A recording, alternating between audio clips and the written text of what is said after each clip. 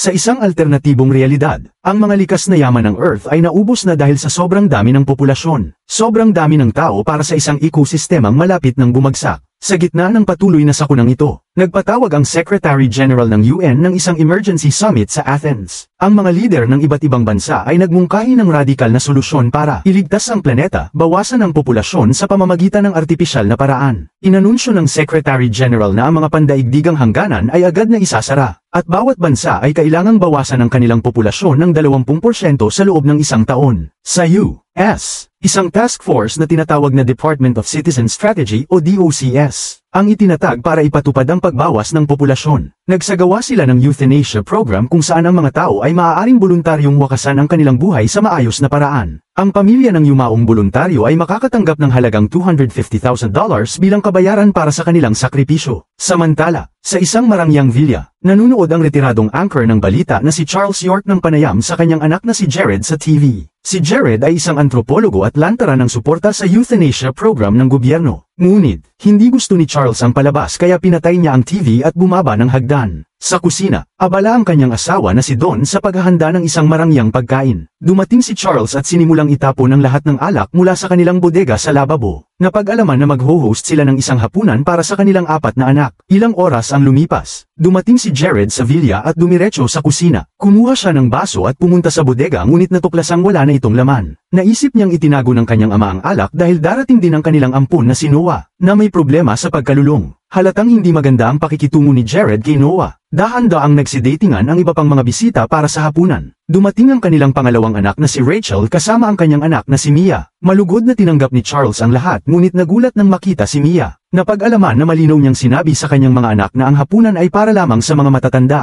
Ngunit nang magbanta si Rachel na aalis, pumayag si Charles na manatili ang dalagita. Samantala, si Noah ay nasa labas ng villa ngunit hindi magawang magpunta sa loob. Tinawagan niya ang kanyang kasintahan na si Grace na sinubukang patahanan siya. Nang hindi siya kumalma, iminungkahi nitong umuwi na lamang siya kung hindi siya komportable. Nagdesisyon si Noah na umuwi na lamang ngunit napigilan siya ng kanyang kapatid sa ama na si Ashley. Sinabi nitong sumakay siya sa kanyang kotse, at nagbanta na kakanselahin ang buong hapunan kung hindi siya darating. Halatang malapit ang relasyon ng dalawa. Kinagabihan, nagtipon ang buong pamilya sa hapagkainan at inihain ni Don ang mga masasarap na putahe. Nag-toast si Charles. Nagpapasalamat sa kanilang pagtanggap ng imbitasyon. Humingi rin siya ng tawad sa kakulangan niya ng oras para sa pamilya dahil sa labis niyang pagtuon sa karera. Biglang pinutol ni Rachel ang kanyang talumpati at tinanong kung bakit sila inimbitahan. Sa sagot, hinawakan ni Charles ang kamay ng kanyang asawa at ibinunyag na sumali na sila sa euthanasia program. Nagalit si Rachel at nagbitaw ng masasakit na salita dahil hindi siya nasabihan ng maaga para sana iwan si Mia. Ngunit ipinaalala ni Charles na binanggit niyang ang hapunan ay para sa mga matatanda lamang at magalang niyang pinaalis si Mia mula sa mesa. Pagkaakyat ng dalagita, ipinaliwanag ni Charles ang kanyang desisyon. Ginawang mandatory ng gobyerno na may isang miyembro ng bawat pamilya na sumali sa programa. Sinabi niyang hindi niya kakayaning makita ang isa sa kanyang mga anak na mapili ng sapilitan. Kaya siya at si Don ang nagboluntaryo para iligtas ang pamilya sa hinaharap na pagpili. Ngunit tumutol si Jared, na malapit sa gobyerno, at sinabing hindi saklaw ng patakaran ang mga mayayaman at makapangyarihang pamilya tulad nila. Ngunit tumanggi si Charles na baguhin ang desisyon dahil ayaw niyang magbakasakali. Nang nagsimula ng uminit ang usapan, inutusan ni Don ang lahat na magpahinga muna at bumalik na lang para sa dessert. Maya-maya, sa sala, sinubukan ni Noah na baguhin ang desisyon ng kanyang ama. Sinabi niyang matagal nang natugunan ng Ducks ang 20%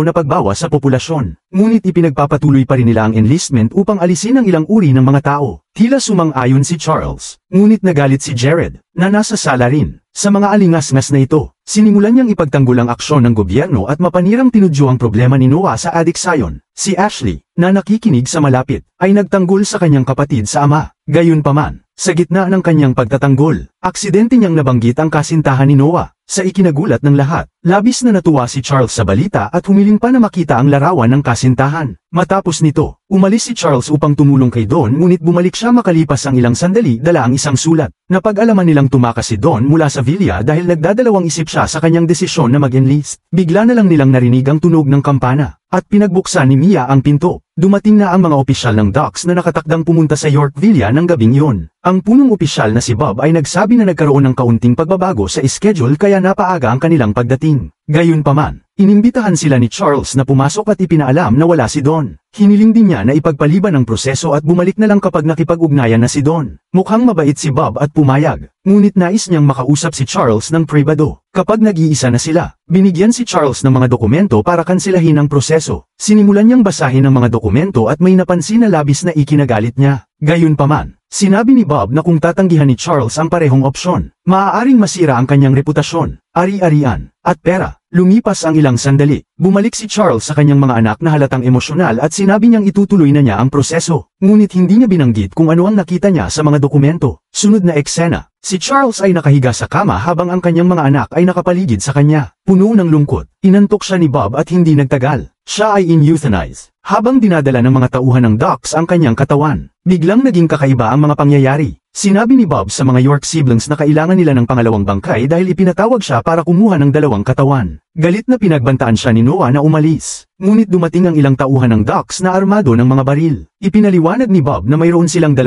oras para magdesisyon kung sino ang papalit kay Don. Nang subukang tawagan ni Jared ang kanyang contact sa gobyerno, napagtanto niyang scrambled ang komunikasyon sa bahay, walang tawag, text, o internet na gumagana sa loob ng villa. May listahan din ng docs ng kanilang browser history, email, DM, at iba pang internet footprint. Ibinunyag ni Bob ang impormasyong ito sa mga magkakapatid. Sinasabing alam niya ang lahat tungkol sa kanilang mga pribadong buhay. Idinagdag pa niyang exempted si Mia dahil minor de edad siya, at dinala ang dalagita sa kanyang caravan. Iniwan ang mga matatanda upang magdesisyon kung sino ang voluntaryong magpapakamatay. Kung wala silang mapili, si Bob na ang magpapasya. Nagtipon ang magkakapatid sa sala, at agad na iminungkahi ni Jared na si Noah ang magsakripisyo. Inaakusahan niya si Noah na binigyan ng lahat ng pagkakataon kahit ampon. Ngunit sinayang ito sa pag-inom at sa aksidenteng pagpatay sa isang babae. Emosyonal na tumugon si Noah. Sinabing dumating siya upang humingi ng tawad at hindi pa handang mamatay. Hinimok niyang magtulungan sila ayon sa kagustuhan ng kanilang ama. Hindi nagtagal, tinawag nila si Bob, na agad pumasok sa villa. Tinanong nila kung paano siya magpapasya kung hindi sila magkasundo. Ngumiti ang opisyal at sinabing magpapasya siya sa pamamagitan ng pag-rolats. Biglang tinanong ni Rachel kung ano ang mangyayari kung magbigay sila ng patay na katawan sa halip na magsagawa ng draw. Sinabi ni Bob na mahirap gawin ang mga papeles, ngunit idinagdag din niyang mas mabuti na ang anumang patay na katawan kaysa wala. Pagkaalis ni Bob, lumabas ang masamang ugali ni Rachel. Inamin niyang marami siyang nagawang kahindik-hindik sa buhay ngunit hindi siya handang isuko ito. Bigla niyang kinuha ang isang kutsilyo at inatake si Noah. Nabigla ang huli ngunit nagawang ipagtanggol ang sarili. Sa kabila ng pagkagulat ng lahat, sinubukan ni Rachel na kumbinsihin ang kanyang mga kapatid na patayin si Noah. Sinabi niya na makakakuha sila ng mas maraming mana mula sa kanilang ama kapag wala si Noah. Hinikayat pa niya si Ashley. Sinasabing magagamit nito ang pera para matupad ang pangarap niyang maging artista. Naniniwala si Noah na hindi siya tatalikuran ni Ashley dahil malapit sila sa isa't isa. Ngunit sa kanyang pagkagulat, sumama si Ashley sa 2 kapatid. Pagkatapos nito, kinuha ni Jared ang isang matulis na bagay habang si Rachel ay nagtapo ng pepper spray kay Ashley. Napalibutan nila si Noah.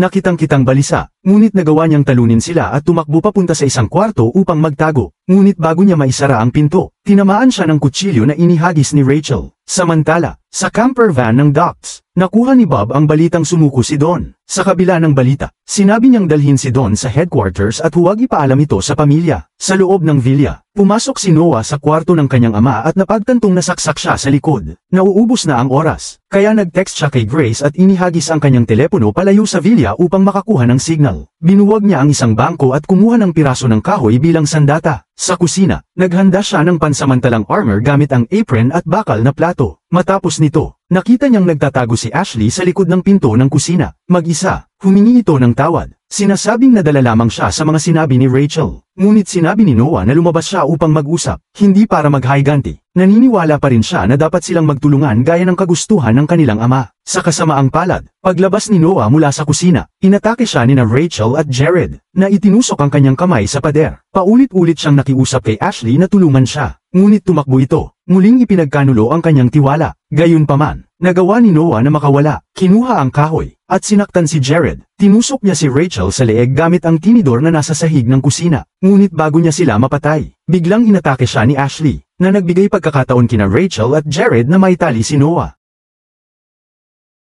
Lumipas ang ilang sandali, at makikita si Noah na nakatali at napapalibutan ng kanyang mga kapatid sa ama. Naghahanda na silang saksakin siya nang biglang dumating si Grace at tawagin si Noah. Dahil dito, alerto ang magkakapatid at nagmadaling lumabas. Doon nila nakita si Grace na near record ang mga tauhan ng docs na armado ng mga assault rifle. Maya-maya, lumabas si Bob mula sa camper van upang kausapin si Grace. Ngunit lalong tumindi ang tensyon. Hinimok ng magkakapatid si Grace na tumakas at humingi ng tulong. At agad siyang sumunod. Subalit hindi siya nakalayo dahil binaril siya ng isa sa mga bantay ng docks. Sinabihan ni Bob ang pamilya na bumalik sa loob at dalhan siya ng bangkay sa loob ng 15 minuto. Ngunit pagpasok nila, wala na si Noah. Ang mga lubid na ginamit nila upang atali siya ay nakakalat sa sahig. Tanda na siya ay nakalaya. Hindi nila alam. Narinig din ni Noah ang boses ni Grace at alam niyang patay na ito. Punong-puno ng galit at paghihiganti. Agad niyang pinutol ang kuryente ng bahay. Dahil dito, natakot ang magkakapatid kaya kumuha sila ng mga kubyertos bilang sandata. Maya-maya, inambush sila ni Noah at sinaksak si Ashley ng maraming beses sa tiyan. Sunod niyang inatake ang iba pa. Brutal na pinabagsak sila isa-isa. Sa oras na natapos na siya, lahat sila ay nakahandusay sa sahig, bagbog at pagod. Matapos ang mabangis na labanan, nagpakalma ang magkakapatid at nagmuni-muni sa kanilang mga nagawa. Si Rachel, na puro pagiging makasarili ang ipinakita, biglang nagboluntaryo na siya ang magpa-euthanize. Ngunit tumutol sina Jared at Ashley at nagboluntaryo rin. Sinabing naging napakasama nilang mga kapatid. Sa narinig, lamambat ang puso ni Noah at iminungkahi na hindi nila kailangang magboluntaryo. Sa halip, nagmungkahi siyang magsama-sama sila at patayin si Bob. Agad namang pumayag ang iba. Ngunit inuna nilang gamutin ang mga sugat ni Ashley. Nang maubos na ang oras, pumasok si Bob kasama ang kanyang deputy na si Tom at nakita nila ang walang malay na katawan ni Ashley na nakahandusay sa sahig. Biglang lumitaw ang ibang magkakapatid, at siniyasat ni Bob kung may dala silang armas. Ngunit biglang bumangon si Ashley at sinaksak si Tom sa binti. Sinamantala ng iba ang kaguluhan para kunin ang mga kutsilyong itinago nila sa isang flower vase. Sa isang iglap, hawak na nila si Bob at Tom bilang mga bihag at napilit din nila ang mga bantay ng docks na isuko ang kanilang mga armas. Sa kasamaang palad, si Ashley, na maraming beses nang nasaksak, nawala ng malay, sinubukang makawala ni Bob. Ngunit kinuha ni Jared ang baril sa sahig at inupakan siya hanggang mawala ng malay. Pagkagising ni Bob, natagpuan niya ang sarili na nakatali sa isang upuan habang naghahanda ang mga York para siya'y ipa-euthanize. Binalaan niya sila na kung papatayin nila ang isang opisyal ng docks, kukunin ng estado ang kustudiya ng kanilang mga anak.